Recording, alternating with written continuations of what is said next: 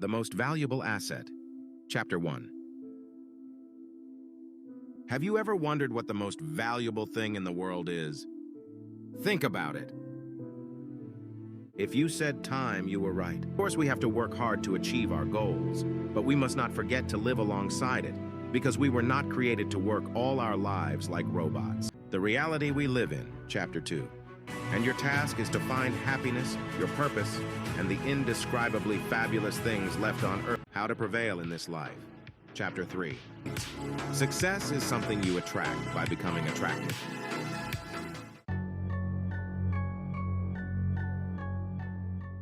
Well, here we are again. Welcome everyone. In this video, I'm going to teach you guys some really important things about the power of the mind. So the only question is, are you ready for another journey full of teachings? If so, let's get into it.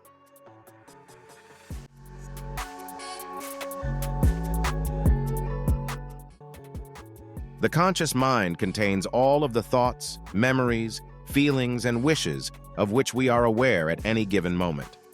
This is the aspect of our mental processing that we can think and talk about rationally.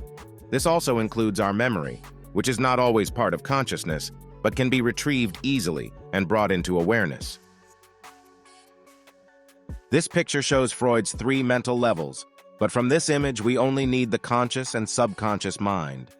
The conscious mind enables awareness, communication, memory, understanding, vision, and voluntary movements.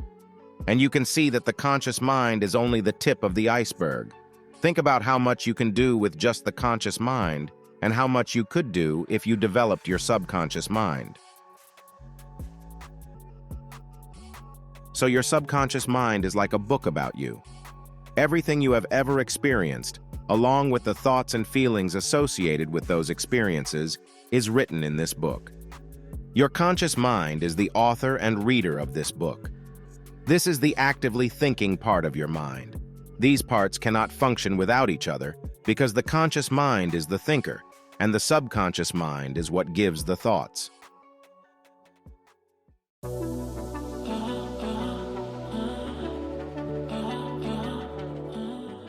By now you know a thing or two about the subconscious mind, but that's just the surface, so it's time to go deep. If we mention the iceberg symbol, the conscious is the top 10%, the subconscious is the bottom 90%. It is no coincidence that it is believed that the only way to change your life is to learn to control your subconscious mind. And if you've made it this far, congratulations, because it means that you really want to improve. The subconscious mind always does what it is programmed to do. It will bring to reality what is emotionally strengthened in you. Our operation. Thought creates an image creates an emotion creates reality. This is how the conscious mind creates. The emotion opens the door to the subconscious where it is written, and the subconscious mind executes it. So, emotions store the information that is fed. So what do you focus your thoughts on? You will achieve what you focus on. What you pay attention to, you give importance to, guard, nurture, and create your future. If you focus on what bothers you, even if you don't want it, you will ensure that you get it. That is why we often live the fate we want to avoid.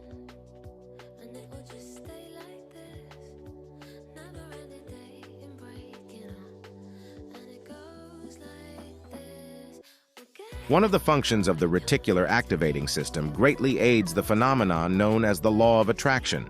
This function is similar to the GPS system, which works in such a way that based on the coordinates of the programmed destination, the software plans the shortest or fastest route according to the settings, taking into account traffic and even road improvements, and navigates us through it.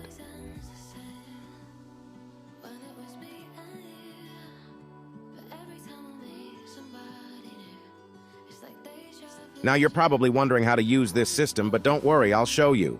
How you use this filter is crucial to your future.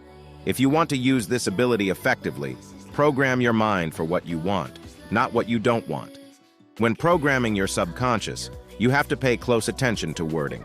So if you say, "I don't want to be poor," and in the meantime, under the influence of those words, you imagine images related to poverty and experience emotions filled with fear of it, you are actually formulating the demand, "I would like to be poor," to your subconscious mind. You are able to consciously program your subconscious by choosing the exact messages you send to it from your conscious mind. So you can create your own reality with just your own thoughts and goals. You can physically change the neurons in your brain and create wiring in your subconscious.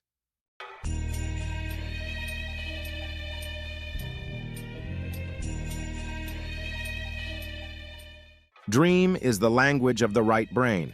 Our left hemisphere keeps in touch with the outside world. It works at such a level of alertness that I can take in the world.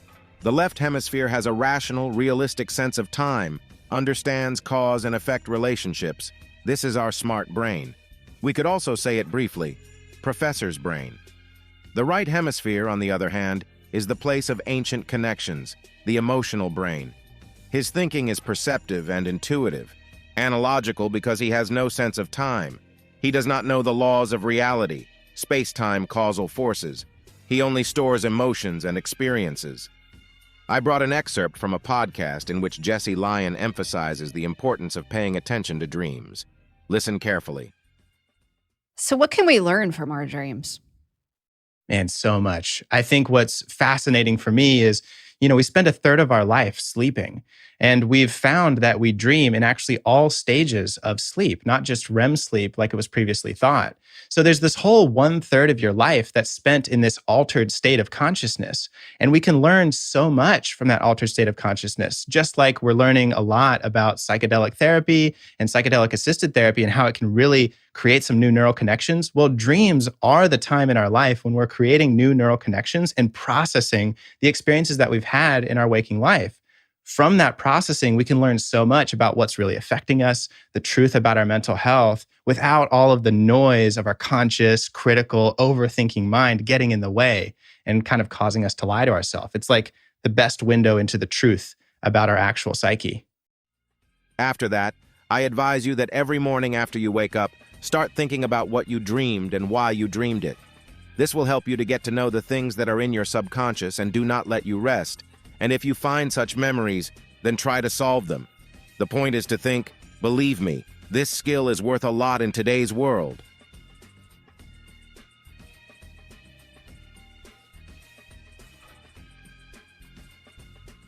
The Wim Hof method was created by Wim Hof, a Dutch extreme athlete also known as the Iceman. Hof believes he can achieve incredible feats by mastering his body, breath, and mind, using special breathing techniques and tolerance to extreme temperatures. He previously held a Guinness World Record for swimming under ice and prolonged full-body contact with ice, and he holds a record for a barefoot half marathon on ice and snow. The Wim Hof method combines breathing, cold therapy, and commitment to help you connect more deeply to your body. It involves powerful inhalation, relaxed exhalation, and prolonged breath holds. And I brought a video in which Wim tells the process of one of his experiments, in which he participated, and how much the world does not want to accept that the body can be healed by natural methods. Pay attention. There you show that I was like 80 minutes in icy water, maintaining core body temperature, and then the blood was being taken here in 80 minutes, and the professors and doctors all astounded. They didn't see me shivering, nothing happened. I was fully in control, relaxed, talking to the people while being under severe stress. And they took the blood there, and that blood they exposed E. coli bacteria ex vivo, that means in a laboratory setting, which normally causes an aggressive reaction. In my case, 0. And that should have shook up the medical world. But now I can understand what is going on, because it's not only about natural ways to heal people and investigate into it. No, how can we make the most of money out of people's disease? By now, you've probably realized that the world we live in doesn't want you to be healthy, so you should develop your mind. Hey, that's not even political.